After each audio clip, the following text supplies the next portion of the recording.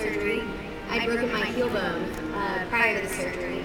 And my dad always says that he knew something was wrong whenever my surgeon came out 30 minutes into a 3-hour surgery. It's usually not a good sign. So I remember she told us after the surgery that I had Ewing sarcoma.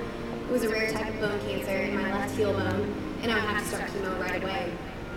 MD Anderson was so good about explaining everything to us along the way. Like I said, I started treatment right away. That next week, I had my first round of chemotherapy. I lost my hair the following week, and I underwent 6 rounds of grueling, fight for my life chemotherapy. And they told me, I guess about halfway in, that the treatment for my type of cancer and where it was located was amputation. So they were going to need to amputate my left leg below the knee.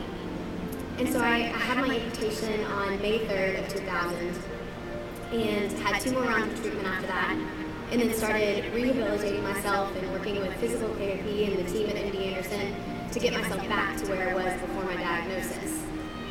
And I went on, because of MD Anderson, I was so successful. I was so lucky. I never had a relapse. I never had a recurrence, thank God. And I went on to become a varsity cheerleader at my high school. I was super active, even with my prosthesis. And I went to the University of Texas in Austin, and I pledged a sorority there. I was a tryout there, and went on to actually become the president of my chapter. And whenever I went to college, it came time to declare a major, and I think that's kind of a rough time for any college student whenever you finally have to make a decision. So I really did some soul searching and thought, what's had an impact on me, and what could I see myself be passionate doing and really give back whenever I'm working in my career. And there's only one thing that stuck out to me, and that was nursing.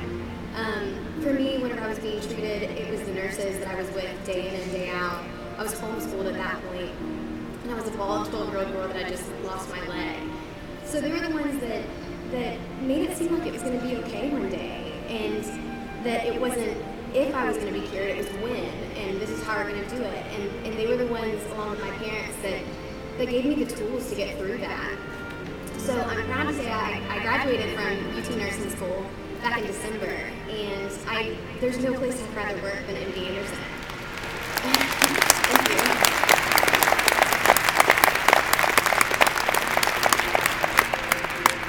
So I now work for MD Anderson. I'm a nurse in the Children's Cancer Hospital up on the 9th floor, the same place I was treated. I work in the same rooms that I was once a patient in. And it never fails to amaze me how resilient these kids are. They're incredible. And my goal is to sort of be kind of a light at the end of the tunnel for them. That whenever I say I understand. And I've been hit deep in this, just like you are. And I promise life will get back to normal at some point. So, I can tell you from an employee's perspective, MD Anderson as an institution is absolutely unparalleled. And I can tell you from a patient of MD Anderson, the care that MD Anderson provides is completely unmatched. So I'm so proud to be here. I'm so proud to be part of MD Anderson. And I commend you all so much for being here. I haven't met most of you until tonight, but you've been a part of my life since my diagnosis.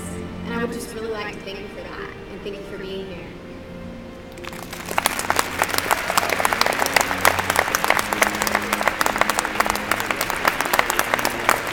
Shelby, thank you. You don't need to worry about following anyone, honey. Your story is as bright as any performance on this stage tonight. But now, you're going to understand why I brought my boots.